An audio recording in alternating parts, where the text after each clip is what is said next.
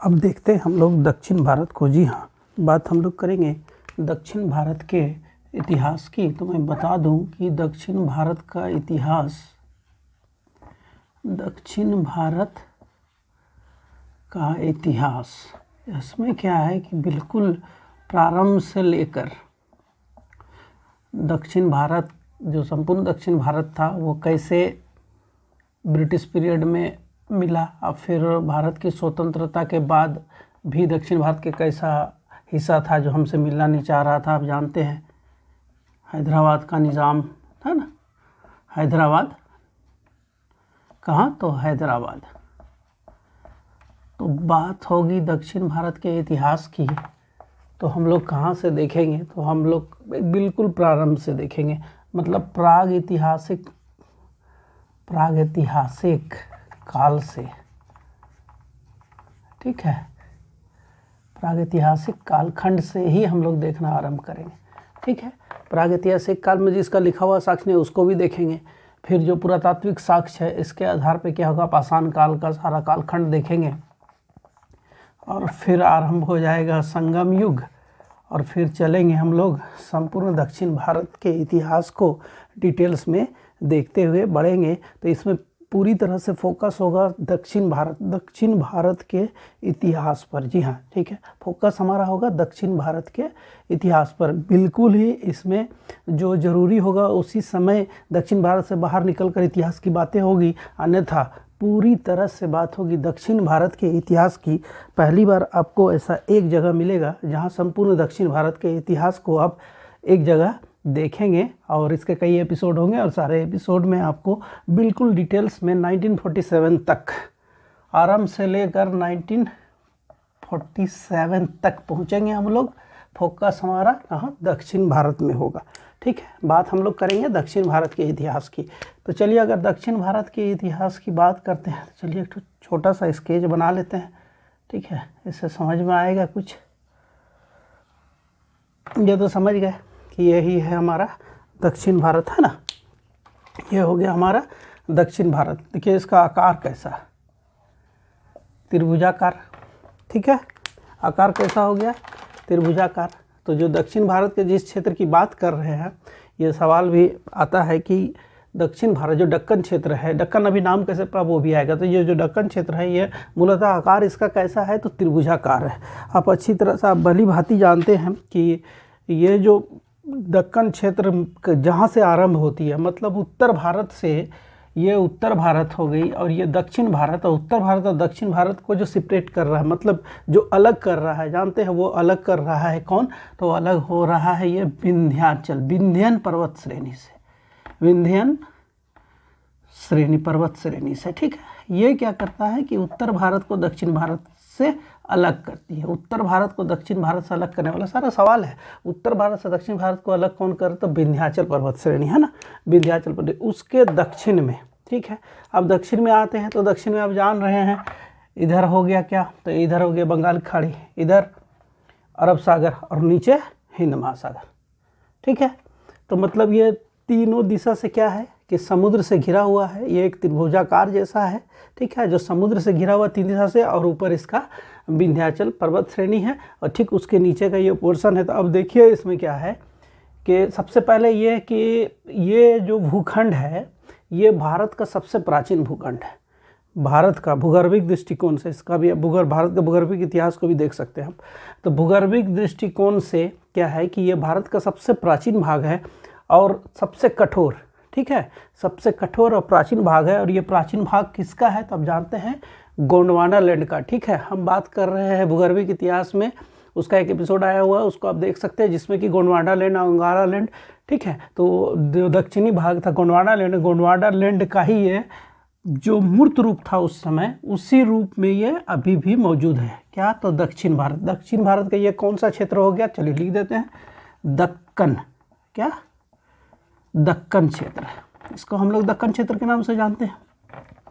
चलिए थोड़ा सा इसमें हिस्ट्री से पहले थोड़ा सा ज्योग्राफी समझना जरूरी है, क्योंकि लोकेशन जानना जरूरी है, क्योंकि अभी जितना भी राजवंश के बारे में बातें होगी उसमें उसकी राजधानी, उसका क्षेत्र विस्तार, फिर किसके बीच कैसे कैसे युद्ध हुई, तो कहाँ से कैसे आक्रमण हुआ। जैसे आप जानते हैं ना कि हम लोग क्या करते हैं, हम लोग पढ़ते हैं ना समुद्रगुप्त का दक्षिण अभियान, या फिर औरंगजेब का दक्षिण, जान ही रहे दक्षिण अभियान है ना, तो इस तरह बहुत फेमस हुआ है। फिर यही दक्कन बेल्ट है, मराठा का अभ्युदय कैसे हुआ, सब कुछ देखेंगे हम लोग। तो बात हम लोग दक्कन क्षेत्र की कर रहे थे। तो ये जो दक्कन बेल्ट है, तो मेरा ये कहना है कि जो दक्कन क्षेत्र है, तो दक्कन क्षेत्र में क्या है देख लीजिए। दक्कन क्षेत्र में आप जानते हैं जो इसका पश्चिमी भाग है, पश्चिमी क्षेत्र जो है, पश्चिमी घाट है ना, चलिए पश्चिमी घाट हो गया और यह पूर्वी घाट। और आप जानते हैं कि पश्चिमी घाट ऊंची है और पूर्वी घाट नीची है, मतलब जो स्लोप है, स्लोप पश्चिमी घाट से पूर्वी घाट की ओर, और पश्चिमी घाट जो है इसकी ऊंचाई पूर्वी घाट की अपेक्षा बहुत ज़्यादा है। इसीलिए क्या होता है कि जो दक्कन क्षेत्र है, इसमें जितनी नदियाँ निकलती है, मोस्ट ऑफ द रिवर्स कहाँ से निकलती है, वो पश्चिमी वेस्टर्न घाट से निकलती है। और इसका फ्लो किधर होगा, टुवर्ड्स द ईस्ट, पूर्व की ओर। तो पूर्व की ओर जाने से क्या हो गया कि पूर्व की ओर ये जाती है, क्योंकि इसका ढलान कम है। तो इसी दौरान ये जो नदियाँ देखिए, इस अगर आप नदी देखेंगे इधर तो जान ही रहे हैं, महानदी, गोदावरी, कृष्णा, कावेरी, ठीक है। ये क्या, तो ये बेसिन बनाती है, मतलब डेल्टा क्षेत्र बनाती है। डेल्टा क्षेत्र भी है, रिवर बेसिन बन रहा है, तो ये उपजाऊ क्षेत्र भी हो गया, ठीक है। अब इधर क्या है कि इधर पश्चिमी घाट जो है वो अपेक्षाकृत ज़्यादा ऊंचा है, तो इधर से नदी का क्या संभावना काफ़ी कम होता है। फिर भी दो नदी आप जानते हैं, नर्मदा और ताप्ती, जो कि पश्चिमी घाट की ओर प्रभावित होती है। और ये दोनों नदी क्या, तो एस्चुरी, ज्वार नदमुख एस्चुरी बनाती है, जानते हैं। सतपुड़ा, विंध्यन वगैरह को ये मतलब भ्रंश घाटी का निर्माण करते हुए ये पश्चिमी घाट में आती है, नर्मदा और ताप्ती। तो चलिए एक ज्योग्राफिकल पॉइंट ऑफ व्यू से हम लोग बात कर रहे हैं। चलिए फिर से हिस्ट्री में लौटते हैं। तो हिस्ट्री में जैसे लौटेंगे तो देखिए पश्चिमी घाट जो है ना, पश्चिमी घाट का जो उत्तर क्षेत्र है, चलिए ये उत्तर पश्चिमी घाट की बात कर रहे हैं, कन्फ्यूज नहीं होना, और ये दक्षिण। तो पश्चिमी घाट का जो उत्तरी क्षेत्र है इसको बोला जाता है साहिद्री, साहिद्री पर्वत। ये ऐतिहासिक बात कर रहे हैं, अभी भी इसको साहिद्री के नाम से ही हम लोग भी बात करते हैं, लेकिन इतिहास में इसका विभाजन है क्या, तो वेस्टर्न घाट के उत्तर भाग को साहिद्री पर्वत और दक्षिण भाग को हम लोग इतिहास में मलय पर्वत के नाम से जानते हैं। क्या, मलय पर्वत के नाम से जानते हैं, ठीक है। साहिद्री पर्वत और मलय पर्वत क्या हो गया, पश्चिमी घाट का उत्तरी भाग को साहिद्री और दक्षिणी भाग को मलय पर्वत। अब चलिए हम लोग बात क्या कर रहे हैं, तो बात करते क्या कि इसका नाम दक्कन कैसे पड़ा, ठीक है। तो ये दक्कन जो है ना, दक्कन क्षेत्र भारत का जो भी ऐतिहासिक साक्ष्य है, साहित्यिक स्रोत है, या धार्मिक जो रचनाएं हैं जो मूलतः संस्कृत में है, तो संस्कृत में इस दक्षिण क्षेत्र को क्या कहा जाता था, दक्षिणापथ। क्या कहा जाता था, दक्षिणापथ। संस्कृत में इसका नाम था दक्षिणापथ, मतलब दक्षिण दिशा का कोई जगह, ठीक है। उस समय ये पता नहीं था कि कहाँ तक समुद्र है, ठीक है। एक उस समय के साहित्यिक स्रोत में क्या था कि दक्षिणापथ नाम था। ये दक्षिणापथ क्या हो गया, तो विंध्याचल पर्वत जो है, विंध्याचल पर्वत से लेकर दक्षिण में समुद्र के बीच का जगह, ठीक है। विंध्याचल पर्वत से लेकर दक्षिण में समुद्र के बीच का जो जगह है उसको क्या बोला जाता है, तो दक्षिणापथ। देखिए इसका उल्लेख क्या है कि इसका उल्लेख आप जानते हैं, भरत मुनि का नाम जानते हैं। भरत मुनि का एक बहुत ही महत्वपूर्ण ग्रंथ, यह नाट्यशास्त्र उन्होंने लिखा हुआ है कि दक्षिणस्य समुद्रस्य विंध्यस्य चांतरे भागा, मतलब दक्षिणस्य समुद्रस्य विंध्यस्य चांतरे भागा दक्षिणापथ, मतलब विंध्याचल पर्वत से लेकर दक्षिण के समुद्र के बीच का जो भाग है उसको दक्षिण पथ बोला जाता है, ठीक है। बीच के भाग को क्या बोला जाता है, तो दक्षिण पथ बोला जाता है। अब चलिए बात कर लेते हैं कि जब दक्षिणापथ बोला जाता है तो दक्षिणापथ, तो दक्षिण किससे, तो दक्षिण से, दक्षिण का क्षेत्र दक्षिण से। और दक्षिण जो शब्द है ये क्या है, तो ये है संस्कृत का शब्द। क्या है, तो संस्कृत का, ठीक है, ये है संस्कृत का। और अब जानते हैं एक पुस्तक जिसका राइटर अभी तक आइडेंटिफाई नहीं हो सका है, पेरिप्लस ऑफ द इरिथ्रियन सी, जानते हैं इसको। पेरिप्लस ऑफ द इरिथ्रियन सी में क्या है कि जो संस्कृत का शब्द दक्षिण था, दक्षिणापथ का शॉर्ट फॉर्म आया दक्षिण, और ये दक्षिण को क्या कहा जा रहा है, दक्षिण को ही पेरिप्लस ऑफ द इरिथ्रियन सी में दक्कन बोला। क्या बोला गया, संस्कृत का शब्द है दक्षिण को दक्कन बोला, पेरिफेरस ऑफ द इरिथ्रियन सी जो बुक है उसमें। और ये दक्कन शब्द पहली बार अगर कहीं उल्लेख हो रहा है तो वो हो रहा है कहाँ, तो वो हो रहा है periplus of the Erythraean sea book में। ये दक्कन शब्द क्या हो गया समझ गए आप? तो दक्कन क्या हुआ, सिंपल सी बात है, दक्कन संस्कृत का अपभ्रंश, ठीक है, संस्कृत का अपभ्रंश क्या हो गया, दक्कन। अब समझ में आ गया कि इसका नाम दक्कन क्यों पड़ा, ठीक है, या दक्कन क्यों बोला जाता है, इसको समझ में आ गया कि ये संस्कृत दक्षिण जो शब्द है उसका अपभ्रंश है, ठीक है। और इसका जो उल्लेख है दक्कन शब्द का, ये पहली बार कहाँ, तो पेरिफेरस ऑफ द इरिथ्रियन सी। चलिए अब आगे बढ़ते हैं। दक्षिण भारत के इतिहास की जैसे ही बात आती है हमारे समक्ष, तो हमारा ध्यान सीधे कहाँ चला जाता है, देख लीजिए। क्या होता है कि जैसे हम बात करेंगे दक्षिण भारत के इतिहास की, तो सीधे हमारा फोकस कहाँ से आरंभ होगा, तो सीधे हम पहुँच जाते हैं कहाँ, तो संगम काल में, ठीक है, संगम काल, संगम युग या संगम काल, ठीक है, वहाँ पहुँच जाते हैं। फिर दक्षिण भारत की बात आती है तो कहाँ, तो पहलव के समय। पहलव के समय क्यों, तो इसकी जो संरचनाएं हैं, पहलव कला के कारण दक्षिण भारत को हम याद कर लेते हैं। फिर बात किसकी आती है, तो फिर बात आ जाती है चोल का स्थानीय प्रशासन। मतलब प्रशासन की बात जब भी आए तो हम लोग कहाँ पहुँच जाते हैं, चोल का संबंध कहाँ से, दक्षिण भारत से पहुँचते हैं ना हम लोग ऐसे। और फिर बात करते हैं हम लोग किसकी, तो विजयनगर साम्राज्य की, ठीक है, बात हम लोग कर लेते हैं विजयनगर, ठीक है, विजयनगर साम्राज्य। तो बात ये है कि जब दक्षिण भारत के इतिहास की बात हम लोग करेंगे तो इसका ये मतलब नहीं है कि हमारा फोकस सिर्फ इसी में हो कि पल्लव का कला देख ले, चोल का प्रशासन, या संगम काल, प्रारंभिक संगम काल के कुछ इतिहास या साहित्य को देख ले, या फिर विजयनगर साम्राज्य में विजयनगर साम्राज्य को देख लें, है ना। तो ऐसा नहीं है, क्योंकि दक्षिण निश्चित रूप से फोकस हमारा इसमें होगा ही, क्योंकि सारे प्रश्नों का दक्षिण भारत के इतिहास से जुड़ा हुआ अधिकतम कुल प्रश्नों का 75% तो इसी 4 से आता है। चाहे प्रारंभिक परीक्षा मतलब पीटी टाइप का कोई एग्जाम हो या फिर रिटर्न एग्जाम हो मेंस टाइप का, उसमें आना सवाल तो इसी से है। लेकिन 25% मोस्ट इंपॉर्टेंट हो जाता है किसके लिए, जब वो सिंगल लाइनर को एग्जाम जब आता है तो उसमें वो 25% बहुत रोल प्ले करता है। क्योंकि अधिकांश का क्या होता है कि हिस्ट्री में नॉर्दर्न इंडिया का, चूँकि बुक भी बहुत सारा अवेलेबल है और नाम भी सहज होता है अपेक्षाकृत दक्षिण भारत के इतिहास के नामों को जानने से, इसलिए आसानी से वो उत्तर भारत के इतिहास में ग्रिप होता है। लेकिन दक्षिण भारत के इतिहास की बात जैसे ही आती है तो क्या होता है कि फोकस शिफ्ट होने लगता है, वहाँ फिर इफ बट वाली स्थिति आती है, डाउट हो जाता है और रटने की बात आ जाती है। तो रटना नहीं है, चीज़ को डिटेल्स में देखेंगे, जब इन डेप्थ स्टडी करेंगे तो रटने की जरूरत ही नहीं पड़ेगी। हम देखेंगे इसको बार बार और समझेंगे कि आखिर दक्षिण भारत का इतिहास कहता क्या है क्या, और फिर इससे जुड़े हुए सवालों का जवाब आसानी से दिया जा सकता है ना। चलिए, लेकिन इन चारों के में फोकस करने से तो सिर्फ नहीं होगा। तो चलिए तुरंत तेज़ी से देख लेते हैं। फिर हम लोग दक्षिण भारत के इतिहास में देखेंगे क्या, ये जानना ज़्यादा जरूरी है, ठीक है। तो चलिए दक्षिण भारत के कुछ प्रमुख राजवंशों को जिसमें हमारा फोकस होगा, चलिए थोड़ा थोड़ा देख लेते हैं और फिर डिटेल्स में सबका आएगा। तो चलिए आरंभ करते हैं किससे। सबसे पहले तो ये जान लीजिए कि जब हम लोग दक्षिण भारत के इतिहास की बात कर रहे हैं तो इसमें दोनों कालखंड में हम लोग का विचार होंगे। प्रागैतिहासिक, ठीक है, प्रागैतिहासिक जिसमें लिखित साक्ष्य नहीं है लेकिन अन्य साक्ष्य पुरातात्विक साक्ष्यों के आधार पे।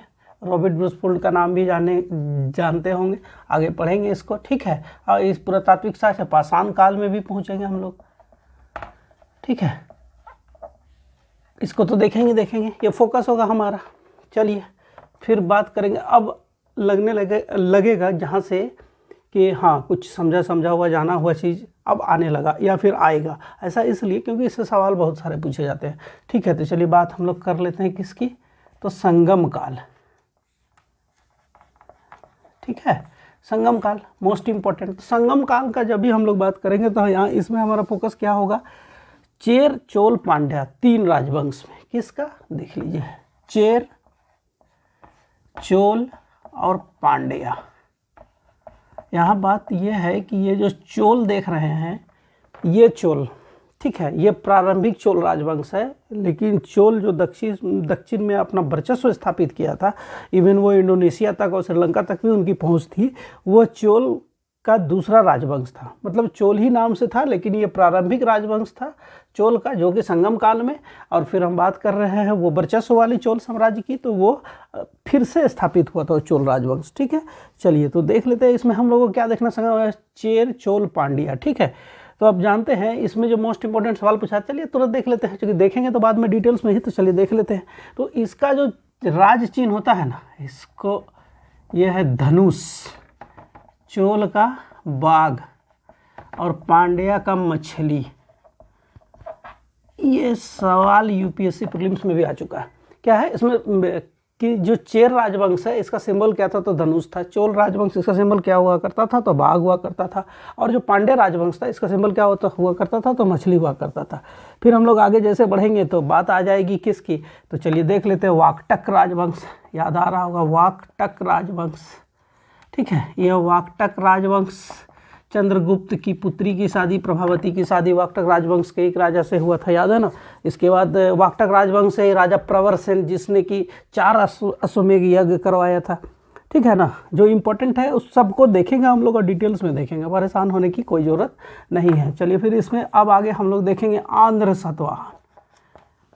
आंध्र सातवाहन ये सभी पुस्तक में मिलता है, आंध्र सातवाहन।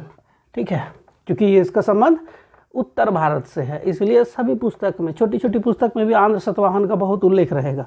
ठीक है, गौतमी पुत्र सतकर्णी, जान रहे ना, सिमुक संस्थापक। ये इसीलिए कि जो सातवाहन, आंध्र सातवाहन वंश है, ये क्या था कि मौर्य के काल में इसके जो राजा लोग, मैंने जो इस वंश से जुड़े हुए लोग थे, वो मौर्य के काल में दक्षिण भारत में सामंत हुआ करते थे। अब मौर्य सत्ता जैसे कमज़ोर हुई तो ये सामंत, क्या स्वाभाविक है कि सामंत है, जब सत्ता कमज़ोर हो गई तो अपना राज्य स्थापित करेगा, और वही हुआ था। तो आंध्र सातवाहन वंश राजवंश स्थापित हुई थी, जान रहे हैं। ठीक है, फिर इसका साहित्यिक उल्लेख भी है, जैसे आप जान रहे हैं कि विद्वान हाल, गाथा सप्तशती, इसके बाद गुणाढ्य का बृहद कथा लिखा गया था, ये तो जान ही रहे हैं हम लोग। फिर आगे बात हम लोग किसके कर लेंगे, देखिए ऐसा ही सीक्वेंस वहाँ आएगा, और आप देखेंगे पूरा एकदम डेट लाइन जैसा डिटेल्स में हम लोग पहुँचेंगे 1947 तक। दक्षिण भारत के इतिहास से जुड़ा हुआ कोई प्रश्न नहीं छूट सकता किसी भी शर्त में, क्योंकि इसमें सब सारे इंपॉर्टेंट पार्ट्स को लेकर हम लोग बढ़ेंगे। ठीक है, चलिए अब आगे बढ़ते हैं। हम लोग बात किसकी कर रहे थे, हम लोग बात कर रहे हैं पूर्वी गंग वंश की, है ना। गंग वंश, गंग वंश में दो, एक पूर्वी गंग वंश और एक पश्चिमी गंग वंश। ठीक है, ये दो बहुत इम्पॉर्टेंट, और दोनों का जो पूर्वी गंग वंश का जो क्षेत्र हुआ करता था वह कलिंग नगर। ठीक है, और पश्चिमी गंग वंश का शिव सुंदरम, मतलब ये उड़ीसा से पैरेलल, ये उड़ीसा का क्षेत्र और ये कर्नाटक, मध्य कर्नाटक का क्षेत्र। ठीक है, गंग वंश हम लोग देखेंगे, गंग वंश के बारे में डिटेल्स में आएगा, ये इम्पॉर्टेंट ये है गंग वंश। ठीक है, इसके बाद पहलव। अब पहलव का क्या कहना, पहलव कला, ये तो हर कोई जान रहा है। पहलव अपने कला के लिए जाना जाता है। फेमस राजा जान रहे हैं, महेंद्र वर्मन, हाँ, नरसिंह वर्मन, बहुत कोई, सिंह विष्णु, बहुत लोग आएंगे। ठीक है, इसे ये पहलव के काल में, चूँकि देखिए अगर दक्षिण भारत में एक तरह से व्यवस्था स्थापित होना आरंभ होता है ना, सुव्यवस्थित व्यवस्था स्थापित होना, सुव्यवस्थित ढंग से सारी चीज़ें चलने लगती है, ये प्रारंभ जो होता है ना पहलव के समय भी होता है। और दक्षिण भारत से जो दो धार्मिक मतावलंबी वाली बात बाहर निकलती है, दो थ्योरी बाहर निकलती है। दो थ्योरी क्या बाहर निकलती है, तो वो है अलवार और नयनार। ठीक है, अलवार नयनार, ये जो थ्योरी निकलने लगती है, इसका आयंगार, ये सारी चीज़ें जो व्यवस्थित चीज़ें हैं वो पहलव के समय ही हमको दिखाई देता है। फिर जैसे आगे बढ़ेंगे हम लोग तो आ जाएगी चालुक्य और राजवंश। चालुक्य एक प्रभावशाली राजवंश था, चालुक्य, जान रहे हैं ना। और चालुक्य का तो जान रहे, चालुक्य में 3 राजवंश स्थापित हो गया था। वातापी का चालुक्य, कल्याणी का चालुक्य, वेंगी का चालुक्य, ये चालुक्य से ही था। महान राजा पुलकेशन द्वितीय, भूले नहीं है ना पुलकेशन द्वितीय को। चलिए इसके बाद बात कर लेते हैं राष्ट्रकूट। ठीक है, किसकी बात कर रहे हैं हम लोग, राष्ट्रकूट जानते हैं, शक्तिशाली राजवंश दक्षिण भारत में। ठीक है, दंती ध्रुव, कृष्ण प्रथम, कैलाश मंदिर जान रहे, फेमस कैलाश मंदिर इसी राष्ट्रकूट के राजा कृष्ण प्रथम जान ही रहे हैं। इसमें दंती ध्रुव का जान रहे क्या कि जो उत्तर भारत में कन्नौज के लिए जो तीनों ओर से लड़ाई हो रही थी, उसमें से दक्षिण भारत जो पार्टिसिपेट किया था वो कौन सा राजवंश था? राष्ट्रकूट। ठीक है, वो डिटेल्स में आएगा। राष्ट्रकूट राजवंश ही एक्टिव हुआ था कहाँ? उत्तर भारत की ओर। हम लोग अभी देखेंगे पूरे दक्षिण भारत में तो कोई भी दक्षिण भारत का राजवंश उत्तर की ओर नहीं बढ़ा, आक्रमण नहीं किया, लेकिन राष्ट्रकूट एक्सेप्शन है जिसने उत्तर की ओर आक्रमण करने का मंशा जाहिर किया और उत्तर की ओर बढ़ा। और जो चोल राजवंश की बात है, तो चोल राजवंश अभी हम लोग देखेंगे वो क्या था कि वो पूर्व की ओर बढ़ा था, है ना, पूर्व की ओर बढ़ने का प्रयास किया था, लेकिन उत्तर की ओर राष्ट्रकूट राजवंश। इसके बाद चोल राजवंश। चलिए, चोल जान रहे हैं, राजेंद्र चोल, अधिराजेंद्र, विजयालय, फेमस राजा इनके हुए चोल राजवंश के। और यही द्वितीय चोल राजवंश की बात मैंने पहले कहा था, संगम काल में भी चोल है, लेकिन वो और इस चोल में अंतर है। ये चोल ने अपने स्थानीय शासन के लिए भारतीय इतिहास में अपने योगदान को अमर कर दिया है ना। इसके बाद क्या हुआ कि देखिए, कुछ प्रमुख राजवंश जो जाना पहचाना राजवंश है, ये राजवंश सिस्टमेटिक ढंग से दक्षिण भारत में राज करते हुए आगे बढ़ रही थी। अब क्या होता है कि चोल, इधर हम लोग देखेंगे तो चोल अपना वर्चस्व काफ़ी प्रभावशाली ढंग से अपना वर्चस्व स्थापित कर लिया चोल। अब चोल जैसे जैसे धीरे धीरे कमज़ोर हुआ तो स्वाभाविक होता है कि जब सत्ता केंद्रीकृत होता है, और जब सत्ता कमज़ोर होता है तो विकेंद्रीकृत भी बहुत ही तेज़ी से होता है। अब विकेंद्रीकृत होने का मतलब है कि अलग अलग राज्य स्थापित हो गए। तो चोल जैसे कमज़ोर हुआ तो तुरंत फिर दक्षिण में अलग अलग राज्य स्थापित होना आरंभ हो गया, और उसमें से जो प्रमुख राज्य हैं, यादव राजवंश, काकतीय राजवंश और होयसल राजवंश। महत्वपूर्ण कौन सा हो गया? यादव राजवंश। यादव राजवंश की राजधानी आप जानते हैं देवगिरी। देवगिरी का नाम अलाउद्दीन खिलजी का आक्रमण में भी जान रहे हैं। ठीक है, फिर बात हम लोग कर रहे हैं किसकी? तो हम लोग बात करें काकतीय राजवंश। काकतीय, वारंगल इसकी राजधानी हुआ करती थी। ठीक है, फिर होयसल की राजधानी बहुत सारे एग्जाम में पूछा, द्वार समुद्र।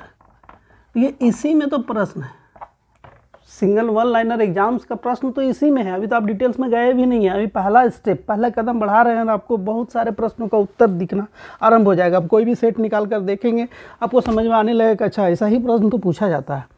ठीक है ना।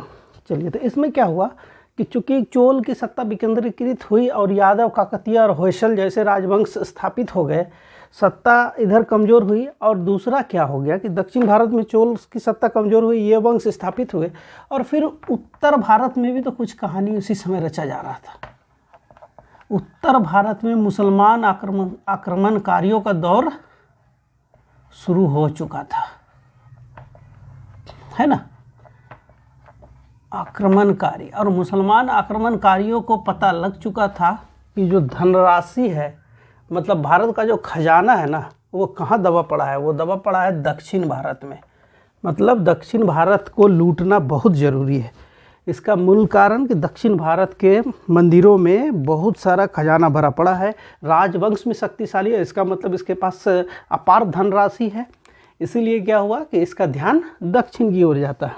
ठीक है, अब दक्षिण की ओर जब ध्यान आएगा तो स्वाभाविक है कि वो आक्रमण का सिलसिला आरंभ होता है, और आक्रमण का सिलसिला आरंभ होता है और धीरे धीरे दक्षिण के जो परंपरागत राजवंश थे वो कमज़ोर पड़ते गए। क्या हुआ? कमज़ोर पड़ते गए।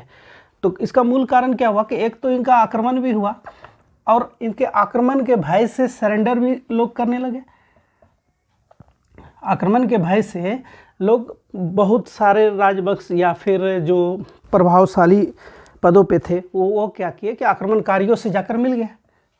तो इस तरह क्या हुआ कि धीरे धीरे दक्षिण में मुसलमान आक्रमणकारियों का वर्चस्व स्थापित होना आरंभ हो जाता है। ठीक है, अब क्या होता है कि जब वर्चस्व स्थापित होना आरंभ हो जाता है और धीरे धीरे दक्षिण भारत में, अगर सुदूर दक्षिण की बात करें तो सिर्फ केरला के पास पांड्या वगैरह को छोड़ दे, दोबारा फिर पांड्या राजवंश आता है। ठीक है, ये भी उसको अगर छोड़ दे, वीर पांड्या, सुंदर पांड्या, बहुत सारा नाम आएगा, देखेंगे हम लोग उसको। तो उसको अगर छोड़ दे तो लगभग दक्षिण भारत में क्या मुसलमान आक्रमणकारियों का प्रभाव दिखाई देने लगा था। और अब इस प्रभाव का परिणाम क्या होता है, चलिए देख लेते हैं।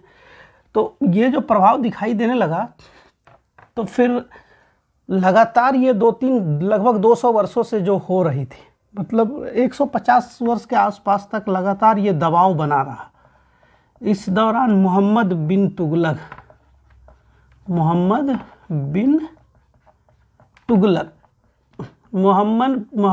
तुगलक के समय, आप जानते हैं कि किसी एक राजा के कालखंड में सबसे ज़्यादा विद्रोह, ठीक है, राजा सुल्तान एक ही बात है, विद्रोह जो हुई थी वो मोहम्मद बिन तुगलक के समय, ठीक है। और मोहम्मद बिन तुगलक के समय संपूर्ण दक्षिण भारत में विद्रोह का ज्वालामुखी फूट पड़ा था। हर जगह विद्रोह विद्रोह विद्रोह विद्रोह विद्रोह विद्रोह। इसके समय तो मोहम्मद बिन तुगलक के समय स्वाभाविक है, जब विद्रोह हो रहा है तो सत्ता का नियंत्रण भी कम हो रहा है। इसी समय मोहम्मद बिन तुगलक के समय क्या होता है कि मोहम्मद बिन तुगलक के समय जो सल्तनत काल का मुख्यालय दिल्ली से जो केंद्रीकृत व्यवस्था यहाँ स्थापित करने का प्रयास किया जा रहा था वो असफल हो गया। और फिर यहाँ दो राजवंश, बहुत महत्वपूर्ण दो राजवंश ने अपना वर्चस्व स्थापित किया।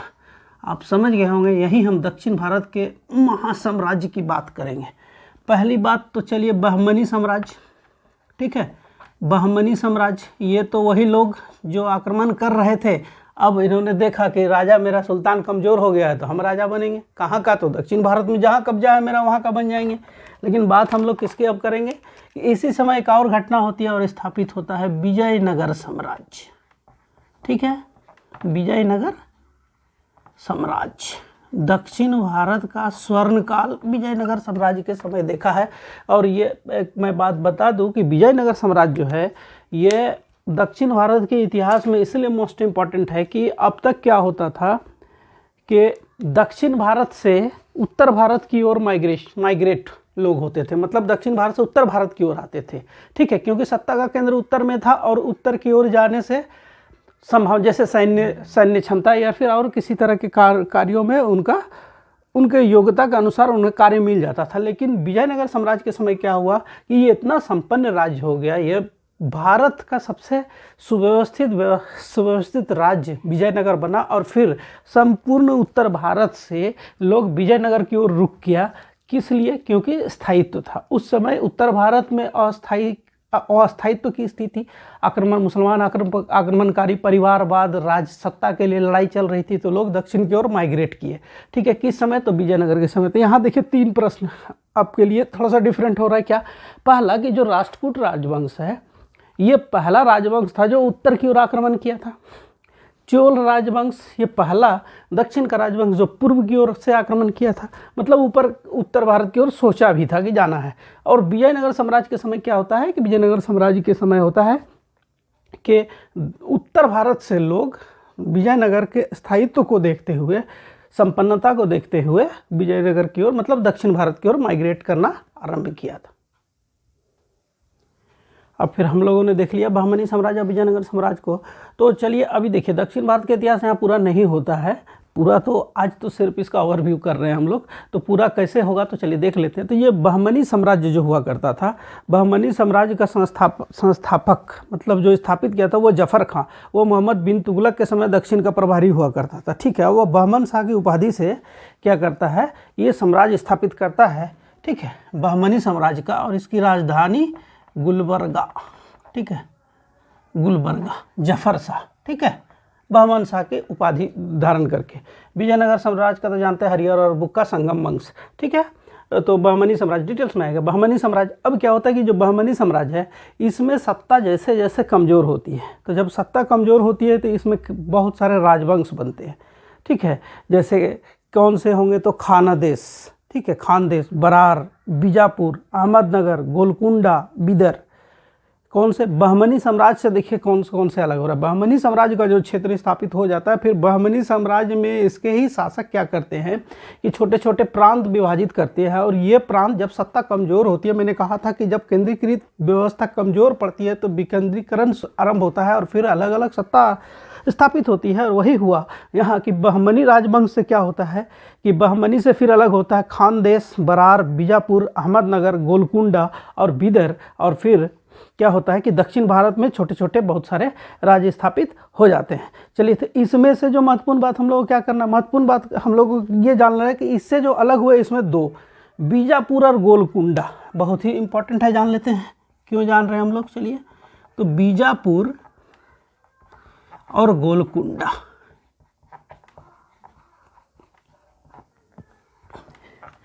दक्षिण भारत में अब जानते हैं कि जैसे जैसे दक्षिण भारत का इतिहास आगे बढ़ रहा है, उत्तर भारत की भी तो इतिहास आगे बढ़ रही है। मतलब भारत भी तो आगे बढ़ रहा है। तो क्या मुग़ल का सत्ता स्थापित हो गया और अकबर जैसे महान शासक भी आ गए, फिर औरंगजेब की बात आ गई।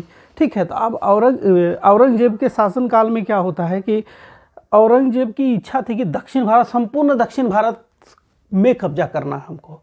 मूल उद्देश्य पैसा के साथ साथ इस्लाम का प्रचार प्रसार करना। ठीक है, तो वो क्या करता है कि दक्षिण भारत की ओर आक्रमण का सिलसिला आरंभ करता है और इसमें उसको 20 वर्ष से ज़्यादा लग जाता है।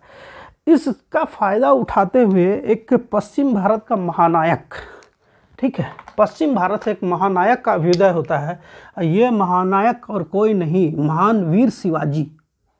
कौन? शिवाजी। और शिवाजी ने क्या किया? मराठा राजवंश, मराठा साम्राज्य स्थापित किया। फ़ायदा किसका क्यों मिला इसको? इसीलिए मिला कि जो दक्षिण भारत का जो संपूर्ण दक्षिण भारत विजय का जो लक्ष्य रखा था औरंगजेब ने, वो कभी पूरा ही नहीं कर पाया अपने जीवन में। और जब वो पूरा किया तब तक उसकी जो मुग़ल सल्तनत थी काफ़ी कमज़ोर हो चुकी थी और इसका लाभ मिला पश्चिम में एक महान योद्धा मराठा वीर शिवाजी का अभ्युदय। और फिर देखते ही देखते दक्षिण भारत में शिवाजी का वर्चस्व स्थापित हुआ। ठीक है, अब जानते हैं शिव मराठा का दूसरी राजधानी भी एक बनी थी दक्षिण भारत में ही, जिंजी, और सारा कुछ डिटेल्स में आएगा। तो शिवाजी की बात आ गई।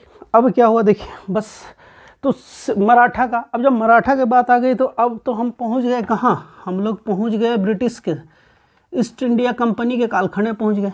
ठीक है, क्योंकि आप जानते हैं कि बहुत सारा भाग भारत में जो ईस्ट इंडिया कंपनी कब्जा किया था वह मुग़लों से नहीं किया था, वो किससे किया था? तो मराठों से किया था। किससे किया था? मराठों से किया था। अंग्रेज बहुत सारा भाग ऐसा था जो मराठों से कब्जा में किया था, न कि मुग़लों से, क्योंकि मराठा तो मुग़ल का सत्ता निर्धारित करने लग गए थे, क्योंकि इतना वर्चस्व हो गया था इसका। तो हम लोग बात कर रहे हैं मराठा तक पहुंच गए हम लोग दक्कन में। अब क्या होता है, इसी समय अंग्रेज की कूटनीति के कारण, मराठा के बाद जो कूटनीति के कारण फिर क्या परिणाम निकलता है देख लीजिए। अब मैंने कहा था 2 राजवंश की बात फिर आएगी, एक होगा मैसूर और दूसरा होगा निजाम। ठीक है, मैसूर आप जानते हैं, मैसूर राजवंश की बात आप जान रहे हैं, ये मैसूर कर्नाटका से संबंधित। ठीक है, ये अंग्रेज की कूटनीति का ही परिणाम। और निजाम आप जान रहे हैं कि निजाम जो है, निजाम की जैसे हम बात करेंगे। ठीक है, अच्छा, मैसूर की जब बात कर रहे हैं तो अब कम से कम टीपू सुल्तान को तो याद रखना ही पड़ेगा, फिर डिटेल्स में आएगा, लेकिन मैसूर, टीपू सुल्तान और ब्रिटिश फ्रेंच लड़ाई सारा कुछ इसमें आएगा। और फिर निजाम की बात, अब निजाम जान रहे हैं हमारा पिंडी नहीं छोड़ रहा था, हैदराबाद है ना, इसको पाकिस्तान में मिलना था। स्वतंत्र हो गया, भारत के बीच में स्थित है, और मिलना किससे है? तो पाकिस्तान से मिलना है, इसीलिए इसका क्रियाक्रम किया गया और फिर भारत का हिस्सा बना। ठीक है, चलिए देख लीजिए। अब देखिए हैदराबाद यहाँ है, निजाम का राजवंश, हाँ, और इसको किससे मिलना है? तो पाकिस्तान से मिलना है, यहाँ है पाकिस्तान। ठीक है, संभव ही नहीं था। अंत में क्या हुआ कि ये जो निजाम की बात कर रहे हैं इसमें भारत को, ठीक है, ऑपरेशन पोलो और फिर परिणाम ये हैदराबाद पर भारत का कब्जा। तो इस तरह हम लोगों ने देखा क्या दक्षिण भारत के संपूर्ण इतिहास को समझा जा सकता है कि हम लोग आरंभ करेंगे प्रागैतिहासिक, फिर पुरातात्विक, पाषाण काल, फिर आ जाएंगे संगम काल में। संगम काल में चोरचेल पांड्या, फिर वाकटक राजवंश, आंध्र सतवाहन, गंग वंश, पल्लव वंश, चालुक्य वंश, राष्ट्रकूट वंश, फिर चोल, फिर यादव वंश, काकतीय, होयसल, फिर बात आएगी बहमनी साम्राज्य, फिर बहमनी साम्राज्य बढ़ जाएंगे खानादेश, बरार, बीजापुर, अहमदनगर, गोलकुंडा, बीदर में, फिर विजयनगर साम्राज्य, फिर बात आएगी महान वीर शिवाजी, मराठा राजवंश, और फिर इसी दौरान फिर आ जाएगी बात मैसूर और निजाम की, और फिर कैसे निजाम मतलब हैदराबाद पर भारत का कब्जा, और 1947 में इस संपूर्ण दक्षिण भारत का जो मुख्य मतलब जो निजाम का जो क्षेत्र था वो भी भारत का हिस्सा बन जाता है। तो दक्षिण भारत के इतिहास में हम लोगों को इतना तो देखना ही देखना है और इसको इंटरेस्टिंग तरीके से देखेंगे।